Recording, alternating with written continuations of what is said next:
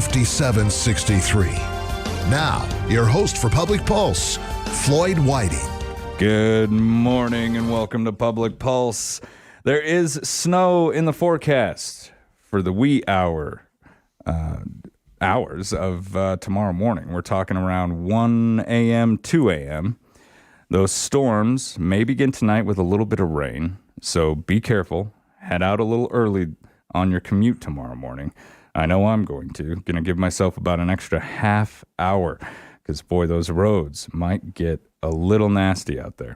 So joining me this morning is the Chief of the Sheridan Police Department, Travis Koltiska, and Captain Tom Ringley. Good morning, gentlemen. Good morning, Floyd. Now, I consider us to be pretty lucky so far this fall because we haven't gotten the big, heavy snowfall that we usually get. Yeah, we've definitely had a wonderful fall. We really I don't think anybody can complain about this weather.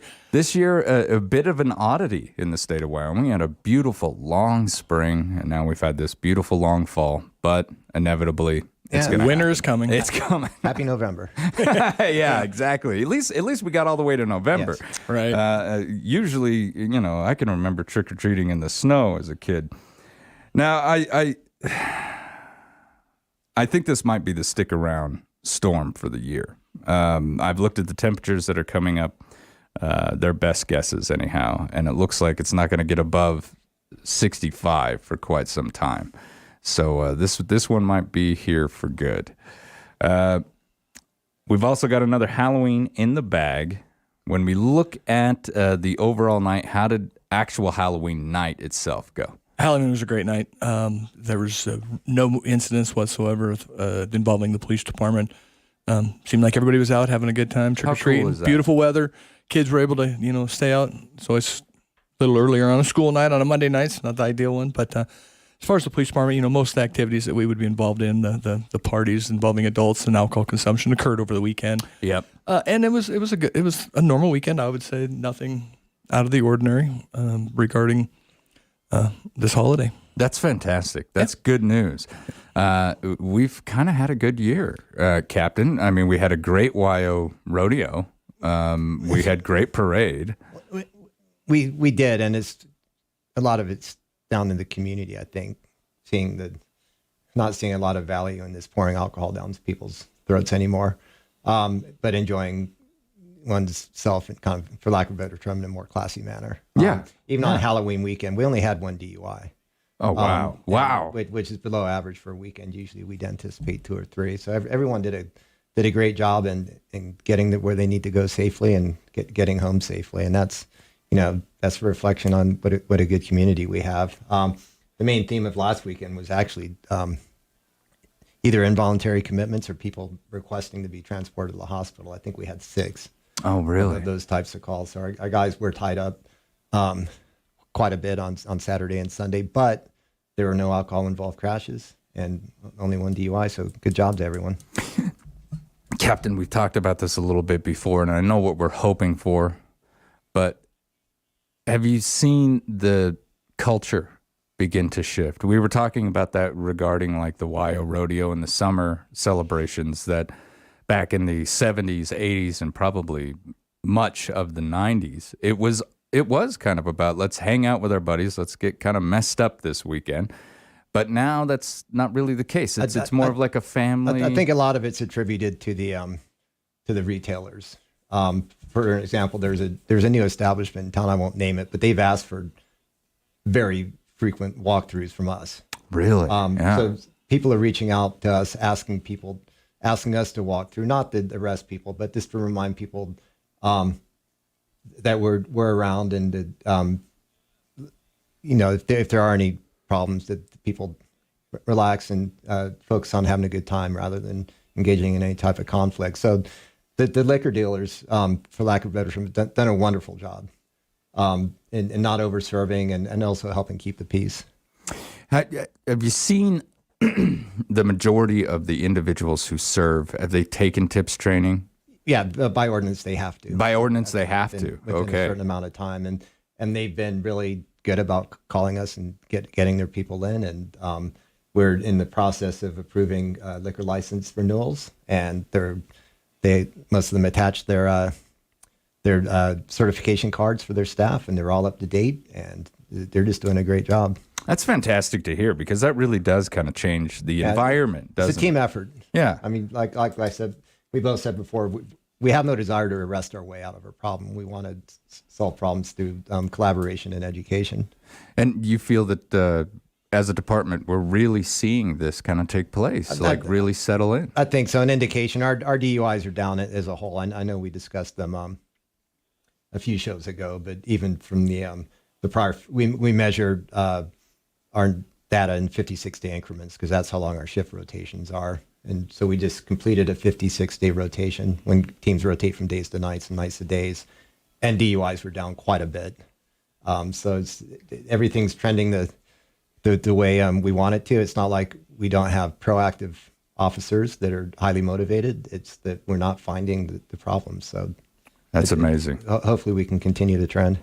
Chief, are you happy with this shift and kind of seeing that community policing strategy that you implemented when you took office, how it's kind of taking, and I don't want to jinx it, which is one reason why I haven't talked about it up to this point, but I mean, are we really seeing that take place? Oh, I think absolutely. And again, like the captain said, it has really come down to that partnership with the community, and it's not a us versus them mentality. We have to all be in this together, because everyone out there wants to live in a safe, vibrant community.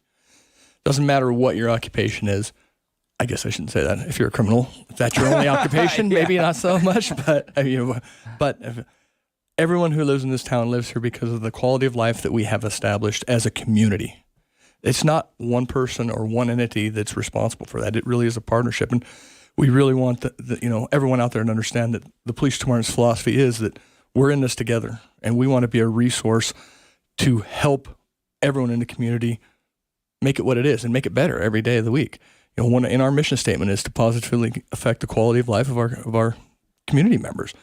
That's just the philosophy we live by, and the only way to do that is to reach out and see what we can do as a resource, what we can do in partnerships with other entities across there, whether it's retail stores, whether it's restaurants, any kind of establishment that's having an issue. What can we do together to solve these problems? That's the only way that we're going to make a positive impact. And so that's what we continually strive for, and we stress that to our officers from every level of the agency.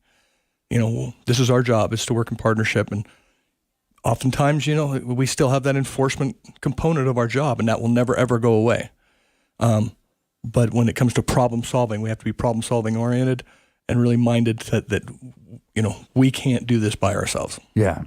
Yeah, and that hiring based on character, something that I really like that takes place down at the department. I've had an opportunity to speak with some of the officers, just even on the street, and a lot of character there. Yeah, I mean, everyone's of high character, whether it's our newest lieutenant, Danny Keller, and James Hill, all the way down to our newest hire. All we're testing on is character. Obviously, once you progress through the ranks, there's a lot of policing knowledge, but if you don't pass the character component of our process, then you're either not going to get hired or you're not going to get promoted. And we apply that same standard to not only sworn officers, but our communications technicians, our civilian staff within the department through records and evidence. Same standard applies because we all have a vital component within the policing structure, so we have to have like-minded individuals across the organization. Integrity, without it, nothing else matters. And that's one of the reasons we strongly know that the DUI numbers are probably because there aren't as many DUIs out there, because the people we're hiring are certainly proactive and they're looking. Yeah. So it's we feel like we're headed towards a better spot.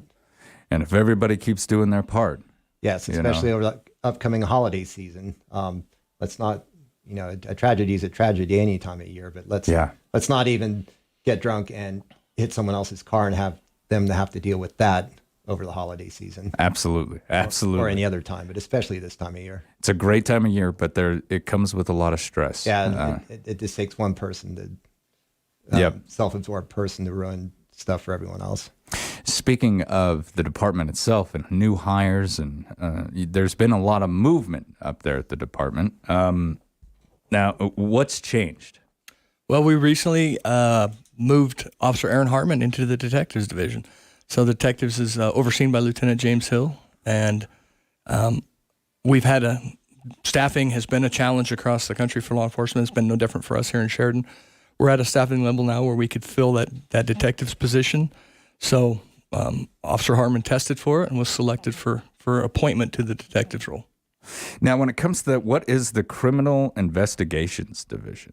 The Criminal Investigations Division, commonly known as detectives, they are responsible for investigating most of the, I don't know what the right term for it is, more of the high-level crimes that occur out there, the sex assaults, the homicides, child sex assaults, aggravated assaults, officer-involved shootings. So when you're talking about a crime that's got a lot more components, a lot more turning, wheels to it, they're the ones that will be the primary investigators in those types of situations.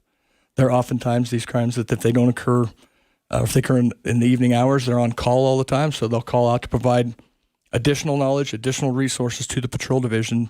That these long investigations are going to take a considerable amount of time to investigate correctly and thoroughly. That's what detectives are primarily responsible for. What are the initial requirements for a patrol officer to move up into that division? Beyond having the character we look for, it's performance.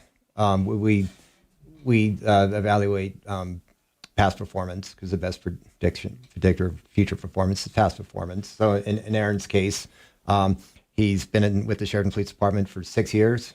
He has a degree in cybersecurity. He's a Marine Corps veteran, but most importantly, he's shown the ability to perform within the parameters of our desired character traits, and also to work extremely hard. Yeah.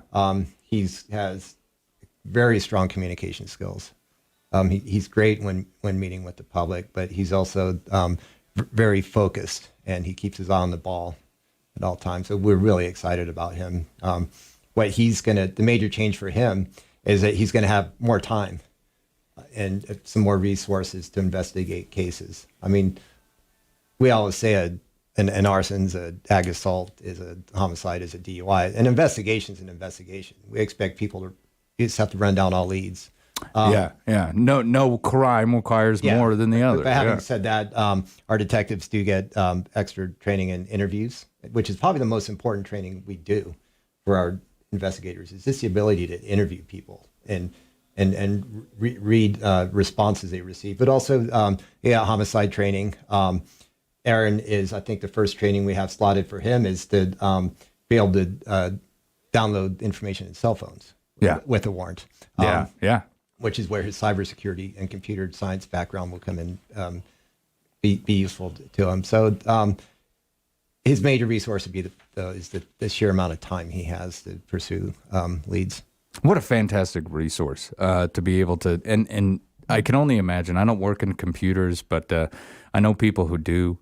And you do have to have an incredible amount of patience. I think everybody can identify with that, having patience to go through all that stuff and kind of decipher code. And cybersecurity is such a big issue nowadays. Yep. And so it's great to know that we've got somebody down there who takes that seriously, could sit down and really go through stuff. He's very well-rounded. He's also our emergency vehicle operations instructor and a custody and control instructor. So he is arriving at his position already well-rounded.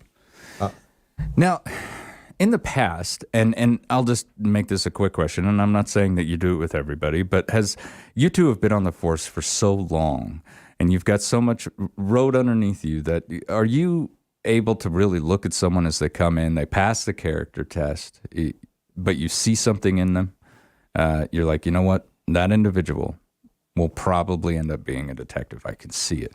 Well, I tell you, we've talked about it many times that some of the people we're hiring right now, I'm very thankful that I didn't test at the same time as them. Oh, there are some very impressive officers within our department that come with just that insight that's required to do this job effectively, and they're just very driven individuals who possess amazing skills and amazing character that makes them a very valuable asset to our department. You do see that once in a while, and I'm not as integral in that the initial. I do the final interview, but talking to the captain and lieutenants, that they're like, Danny you Keller, see James that. Hill, and I conduct the initial interviews, and not only we don't even look at it from the stance of do I want to supervise or lead this person. We look at it from the stance, would we want to work with this person? Yeah. Because they are applying for an entry level position, and we put ourselves into the shoes of not only with our current line officers and corporals and sergeants, but to see how we compare them to the people we already have, because the people we have are successes. So the people we're hiring are very similar, not necessarily in looks or personality, but in character traits Yeah. to the successes that we already have. We used to have that question all the time in the service. Would you be in the foxhole with him? It's our form of a peer review. Yeah. We don't have officers on the boards, on the interview panels, but we put ourselves in the shoes of the officers. I want this individual as my partner What's watching different my when back. we were hired, the interview panel was all civil service commissioners, Oh, wow. who did a fantastic job, although I fell through the cracks. But now it's all of the scores are coming from sworn officers. Sometimes we'll have a sergeant and corporals participate. This monitored Yeah. or audit the process so they know what the process is. But it's the reason we're getting these high quality people is from our version of a peer review. Yeah. It's like not only can you answer a question, but will it fit in? Yeah. And each question is geared to identify a specific trait. Yeah. But there are no police questions on it. That's amazing. So most of them are all geared towards that character. Tell us about a time. Oh, this yeah. happened, or tell us about a time that happened. And what was your reaction? Yes. Yeah. That's fascinating. And it's great to know we've got such fine officers down there. And we'll continue talking about this more with the Sheridan Police Department when we return. This is Public Pulse on 930 KROE, 103.9 FM. Sheridan.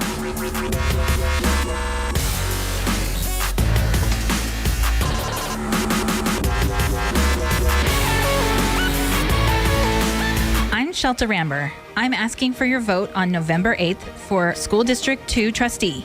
I'm an honest, bold voice for parents, students, and teachers. I want to encourage a parent-teacher partnership and keep community values in the classroom. I will ensure that there is accountability and transparency with board meetings, policies, and funding. I will find real solutions by making time, space, and compromise for the public. Visit sheltaforsheridan.com, paid for by Shelta for Sheridan. One of First Federal Bank and Trust core values is honesty and integrity above all else, to do the right things for their staff, customers, and community. First Federal has been investing in our community for 87 years. We invite you to bank with us and see for yourself the positive impact a local bank makes on our community. First Federal Bank and Trust. Our values drive our business. Online at efirstfederal.bank. Member FDIC.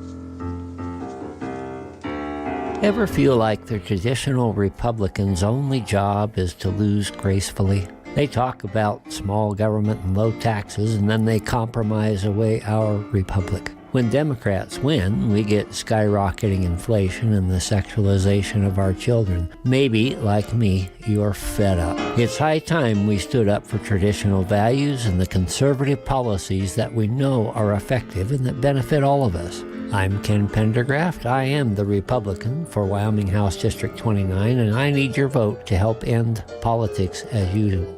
Together, we can put Wyoming back on the right track and set an example for our nation. We can lead the way back to prosperity. This message is paid for by the committee to elect Ken Pendergraft to House District 29. I am Ken Pendergraft, and I approve of this message. You should too. Let's talk about tires. Think about the snowy, icy roads ahead, and now think about your current worn-out tires. How safe does that make you feel?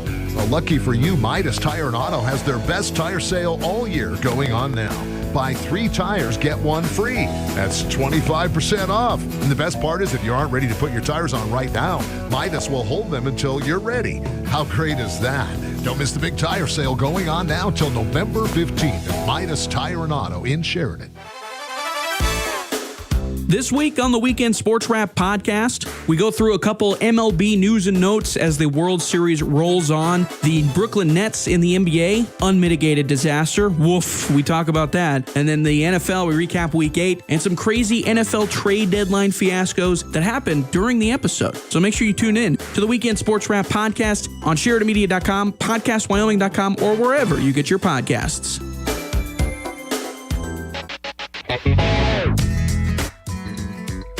Good morning. Welcome back to Public Pulse. I'm Floyd Whiting. In the studio with me this morning is the chief of the Sheridan Police Department, Travis Koltiska, and Captain Tom Ringley.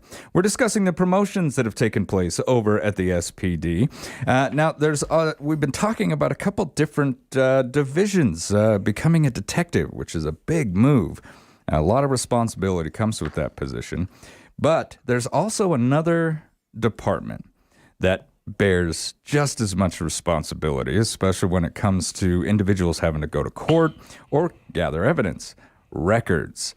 Could you tell me a little bit about the records division or records department? I'm not sure. The records division is responsible for all the filings of all the paperwork that within that organization. And I'm talking not just police reports, but I'm talking when there's invoices for purchases, public records requests. They have a large responsibility in the organization, and making sure that each morning they come in, they all the police reports that were approved, they do final checks on those, ones that need routed to the different entities, the county attorney, city attorney, probation and parole, any other outside agencies that we worked on a case together with. They look over all of those police reports, ensure that every citation, every affidavit, every photograph, every recording, everything that's associated with that investigation is attached and sent to the appropriate agency for the continuation of the case through prosecution. They look at every single one of them, make sure all the involvements are correct. Involvements being the people involved, vehicles involved, any tables and coding that needs done. You know, there's a NIBRS is a National Incident-Based Reporting System, which is what we report all crime to. It used to be UCR, Uniform Crime Reports, and they've shifted to NIBRS, which is the National Incident-Based Reporting System. I probably got that acronym wrong, but I'm pretty sure that's what it is. The letters match. I'll get corrected by records when I get down there, trust me. They'll set you straight. And so they have got to have extensive knowledge in what things need coded and what things need reported in what area, because there's parameters to report let's say, for instance, a sex assault, and there's so many different variables that are involved in just that crime, but all the circumstances surrounding that get reported to the FBI for national crime reporting. Yeah.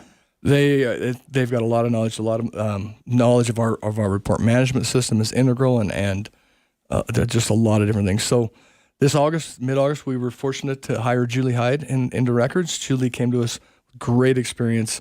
She was a Navy veteran, spent time in the Navy, and then worked with the Aurora Police Department and with the Westminster Police Department, both as a police officer and as a records technician. So she comes with a wealth of experience in the industry, and she's in the middle, about to complete her training, and is just doing a fantastic job. It's been a great addition to the department. And Captain, the importance of making sure that the logistics and all the evidence is compiled correctly before you send it over to the prosecutor to carry on the case. Yes. That's a lot of responsibility. It is, even just getting the reports out. Their Monday mornings are very hectic because they coming off what is usually a busy weekend for us, and the first thing they have to do is get everything to the prosecuting attorney's offices so that they know what happened and what they're about to address in either municipal or circuit court. So once again, it's a matter of fitting in. Julie fits in fantastic with Kat Hurstman and Jerome Smith. They laugh a lot, as far as I can tell. My office is across from the hallway, but they also get their tasks done. We've never addressed them for any even satisfactory work. Everything they do is excellent. Yeah. It takes a certain amount of person that can stay very focused, probably more focused than a lot of officers can. Yeah, like a heightened sense of it. Yeah, and just make, like the chief said, make sure all the data is entered properly and is getting disseminated to the appropriate places. You know, I have a brother in the military who Now he is the shooting instructor for the Wyoming National Guard shooting team. He also trains our soldiers of the year. But before he got into that position, for years he was in logistics.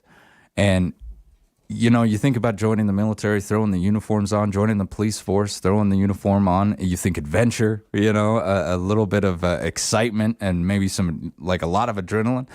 But then there's the individuals who really pay attention to the other kind of work, where the officers on the ground and the troops in the field wouldn't be able to do their jobs without those folks. We both love patrol because we went from one thing to the next thing to the next thing, and they're all different things, so there's no routine. And I'd probably be miserable staying focused on one thing. One thing with data and procedures. It's like we both love long drawn out investigations because you're doing something different within the investigation. You're talking to different people. You're looking at different evidence. You're conducting specific tasks within to meet a goal. But these guys are just amazing in their focus and their attention to detail. Yeah. Oh, that's another thing too. Yeah, the absolute attention to detail when it comes to filing some of these reports. I can imagine they're almost like editors of a newspaper, to be honest with you, going through these reports and making sure that the data is clear and making sure that it's accurate. And if there's corrections need made, they send them back for review and for corrections if they're out there. So it's critical. Their job is critical. And being in a division like that, everything that you compile, is going to go on to either prove someone's innocence or get a good conviction, a good solid conviction on a case. Yep. And so there's a lot of responsibility that comes with those positions, and we greatly appreciate those individuals who have that mindset. Year to date, there are 0 errors for data we submit to the FBI. Really? Fantastic. Yeah, they've got a 100% track record going already. So, and it's a new system with the learning curve. We've been ahead of the curve the entire time, which is great, and it's all attributed to the people we have in that division. That's absolutely amazing. Impressive team you guys have got there. Now, before we go, I do want to ask about this new program that is being offered by the Sheridan Police Department. If you've ever thought about being an officer, here's your chance. Reserve Police Officer Program. Could you give me just a quick summary of what this is? Yeah, absolutely. So this is actually a common practice in a lot of agencies across the country, but it's kind of new to this area. The Reserve Program is essentially a non-paid volunteer officer position. It's the selection for the position is to the exact same standards as full-time sworn officers. They go through the same testing and hiring process.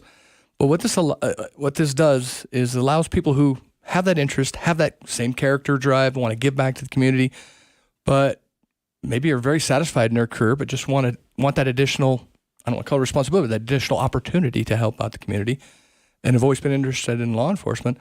They can come, they can go through our training program, which the way it's organized and set up, it can be up to a 2-year process. Wow. At which time you're doing different components of the exact same training through either field training, our in-house training, academy training, and at the end of it, you are essentially a sworn officer with full powers of arrest, just like any officer in uniform.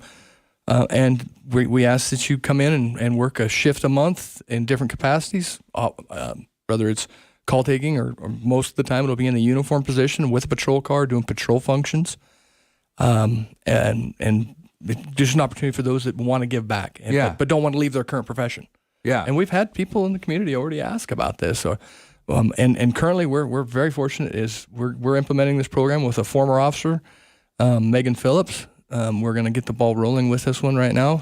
Megan was an officer for several years, a very high performer, very high character individual, and left for different reasons, but always still wants to get back and wants to be a part of the team. And so we're gonna get the ball rolling with Megan.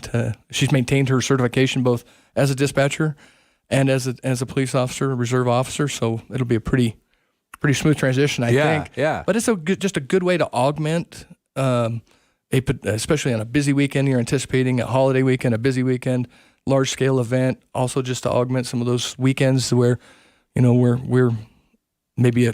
have shortage on the staffing due to illness or training or something like that, and a way to bring additional resources in to make sure that we ensure we're providing that public safety function that we need to. Fantastic program. How do I learn more? People can contact Lieutenant Danny Keller at 307-672-2413. I'll be posting more information on our Facebook page as well in the coming weeks. Is Lieutenant Keller going to be kind of the department head of He'd this? be the overseer. Yeah. He did a fantastic job. He actually developed the policy, and he will oversee the program. You know, I know very little of him, but judging just by what I know of him, what a fantastic choice. He's been a top What a performer fantastic since day choice. one. Well, Chief, Captain, thank you so much for coming in this morning. Please be careful out there. It's always a Lloyd. pleasure And having you guys everyone on. else out there too. Yes. Absolutely, absolutely. We got a storm coming. All right, when we come back, we're going to speak with the Johnson County Commission Chair, Bill Novotny. This is Public Pulse on 930 KROE and 103.9 FM. Sheridan.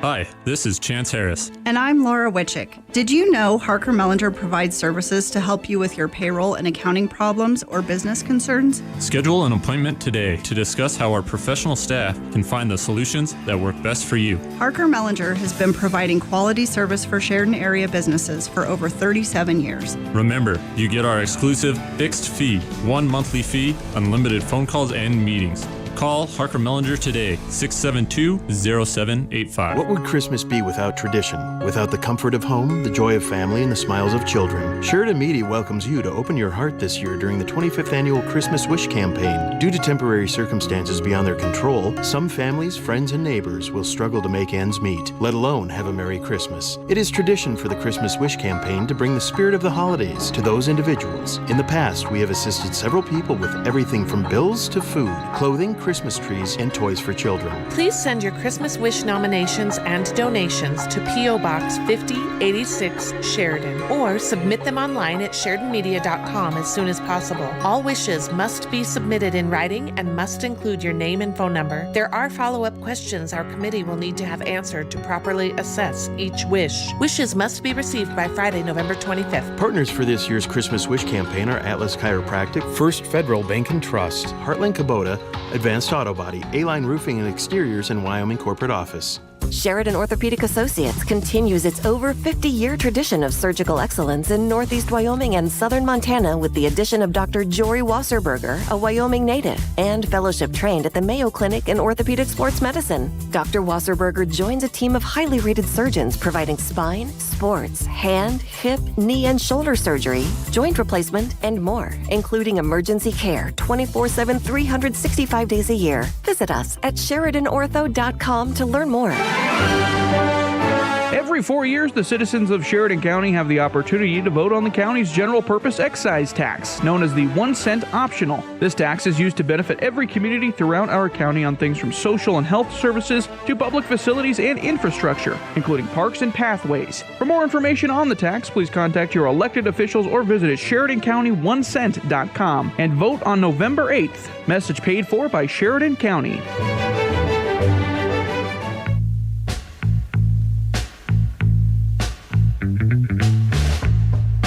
Welcome back to Public Pulse. For the second part of our show this morning, I am joined by the chair of the Johnson County Commission, Mr. Bill Novotny. Good morning, Chairman. Hey, good morning, Floyd. It's always great to talk with you. Oh, I greatly appreciate you giving us a ring. It sounds like there's going to be a bit of a storm over in the Buffalo neck of the woods. Is everybody prepared for snow? Well, I sure hope so, and I hope everybody will take a chance to revisit. We've got the county snow removal policy. It's posted on the road and bridge site. It's on the county website. I'm going to pump it out here in just a little bit on my commissioner Facebook page. But remember that our first priority is to get those bus routes open, to get those kids to school, and then they start working on those other roads. Back off, give those plows some space so that they can do their work. And if it's a bad day, maybe consider staying off the road so they can have some time to work. Absolutely. I know how quickly the situation can change. You go to bed and everything's good. Wake up, and you look outside, and you know you're gonna have a long drive ahead of you. You recently helped hand some candy out at the Monster March over there in Buffalo. How was the event this year? It was fantastic, and we appreciate the Buffalo Chamber of Commerce taking the lead on that. Our estimates are somewhere in the round of 900 kids came by the courthouse. By about 950 pieces of candy, and there wasn't much left to put out on the treasurer's counter after we were done. So that's just a wonderful event. Of course, all of the businesses in the community, whether they're on Main Street or elsewhere, come down and participate in that. You get the VFW, the American Legion, all these wonderful groups that want to give kids just a positive experience and an opportunity to show off their great costumes. So I sure hope that we can keep all those kids in our school system, because it'd mean good things for all the sports programs. If we can graduate all those kids that came through the Monster March, because wow, it was sure a great crop of kids. Now, did you wear a costume, sir? I did not. I have to say I was a little bit lame, and I was dressed as an adult. But the treasurer's office, we're all dressed up as Jane Carr, one of our longtime county employees. Jane has, I think, over 42 years of service to the county, and so everybody in the treasurer's office dressed up as Jane. So it was kind of a fun day at the courthouse. Sir, in just 6 days, people will cast their votes on a number of candidates and issues within all the various counties. There are a couple ballot questions that voters might not be familiar with. What can you tell us about this Amendment A and Amendment B, and just what are they linked to? All right, well, I'm going to start with the easy one first, which is Amendment B. And within Wyoming law, we have what's called the judge's senility rule, and it forces judges to retire when they hit age 70. And we've got a lot of great judges who are at 70 who want to serve just a few more years on the bench. And it's getting harder and harder to recruit folks to do that. And so this would amend the state constitution to allow folks to serve until they're 75. And, we're not talking about these lifetime appointments like you see on the federal bench or the Supreme Court, where you get these judges who can't or have reached time when they probably should hang it up. We get the pleasure of every 4 years voting to retain or reject our justices. And so this would just allow them to serve a couple more years before they face mandatory retirement. So I'd encourage everybody to not skip that question, because if you don't fill it out, it's the same thing as a no vote. And so that's really important. The second, and a little bit more difficult to explain, is Amendment A. And what this would do is allow cities, towns, counties, and special districts to have more cash management options for money that we hold, whether it's in reserve or our daily cash, to do the same things that the state of Wyoming does, which is to put some monies into equities and a few more options as we work to try to get a little better rate of return on that money that then gets pushed back out into our communities to pay for projects. So that's a pretty simplified way. A couple years ago, Johnson County and other counties pushed the legislature to create what's called WyoStar 2 and to allow the state to invest in equities and get a better rate of return. And now we want that same option for cities, towns, counties, and special districts. Does this amendment have quite a bit of support from the various leadership organizations in Wyoming? Well, it does. It has WAM, which is the Wyoming Association of Municipalities, is in support. The County Commissioners Association is some support, but some of the treasurers have some concerns. Which, what's nice about this, if this is passed, it's got to go back to the legislature to set up the parameters for the program, and it's not mandatory. So if a city or a county treasurer doesn't feel comfortable with some of these cash options, they don't have to use them. And I look at it, it just gives everybody one more tool in the toolbox as we try to do our fiduciary responsibility and take care of taxpayer money. Well, I greatly appreciate you explaining those. I myself had not even heard about that program, and so now I'm a little more informed as I get ready to walk into the ballot to fill out my ballot. Now, since you and I last talked, there has been a ribbon cutting at the skilled nursing facility. That sounded like it was pretty fun. Our own Aaron Palmer was up there giving us great coverage. What's next? Who attended this big ribbon cutting?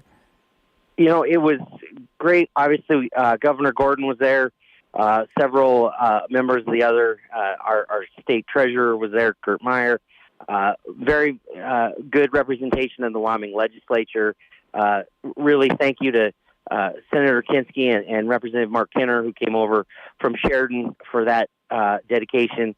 Representative Kenner obviously was on one of the committees. He was on the conference committee that helped get the bill to the finish line. I remember standing in the Jonah building with him with the signed conference report saying that we were going to get to build that facility here in Buffalo, and just what a great experience it was to be there with him and helping that last little bit to get it over the way. Boy, we're sure going to miss his leadership in the legislature next year.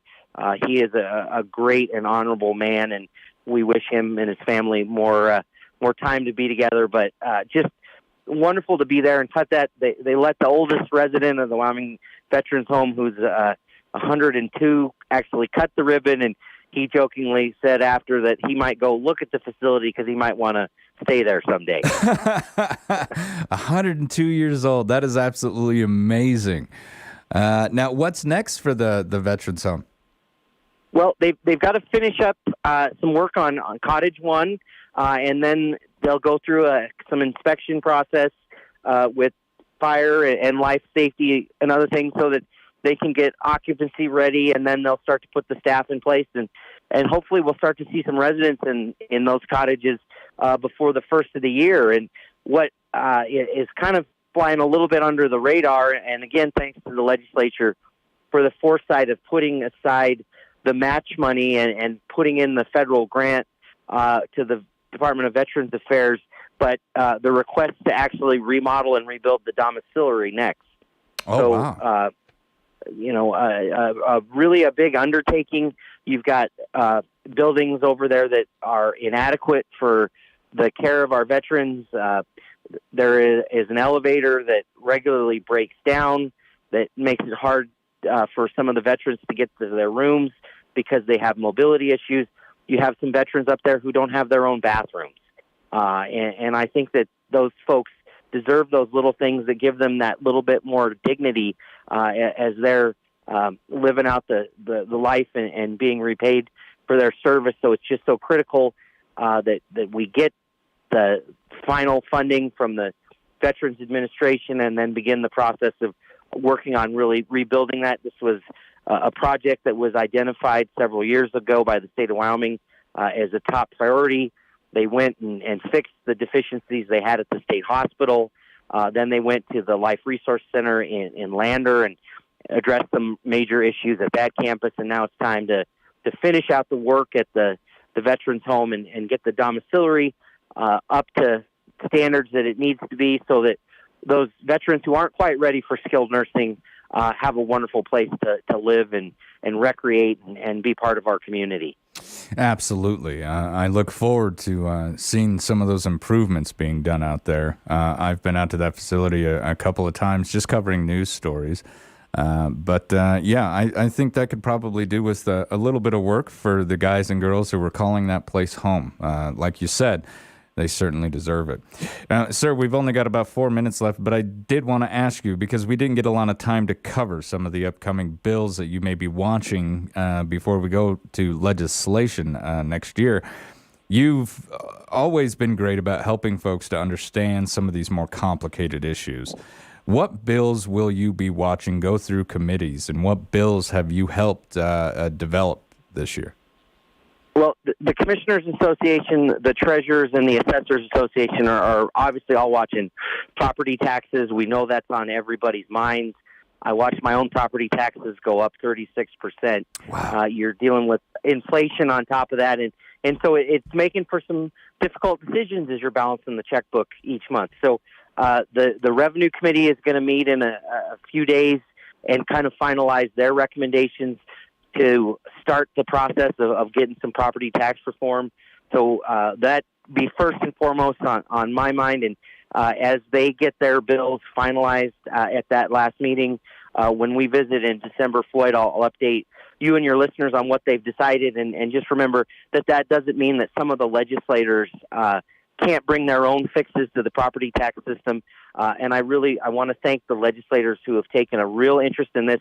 And I want to thank the legislators who have taken the time to actually visit with their county treasurer, visit with their county assessor, and their commissioners who are responsible for following the state statutes, even though we may not like the way they read, when it comes to property taxes and how the process works, whether it's a property tax protest through the Board of Equalization and all of those things. And it's always great when the legislators actually take the time to talk to the people that are going to be tasked with enforcing whatever the system is. So hats off to those that are willing to put in the time and do the research. And to the ones that don't and like to spout off things, I encourage them to pick up the phone and talk to an assessor, a treasurer, or a commissioner, because we've got great ideas.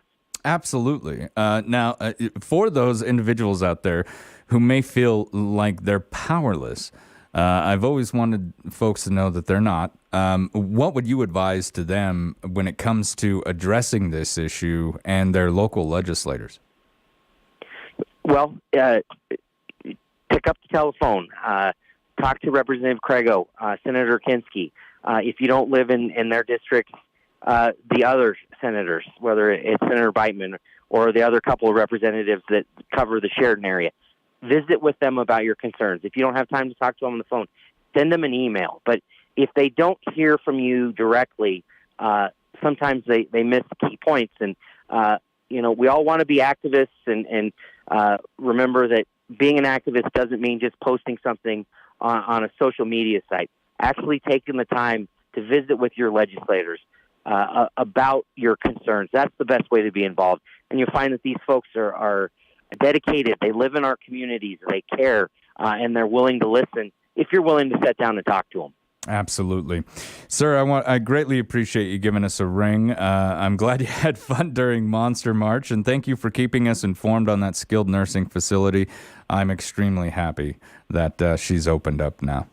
Well, I'm glad. And, Floyd, you as a veteran, it's the least we can do, and I hope that, you never want somebody to need a facility like that, but I hope you realize it's there for you and your family, because it's open to you and your spouse, Gold Star families, so it's not just the veterans, and that asset is now there for you, Floyd. Thank you, sir. Greatly appreciated. You've been listening to Public Pulse on 930 KROE and 103.9 FM. Sheridan.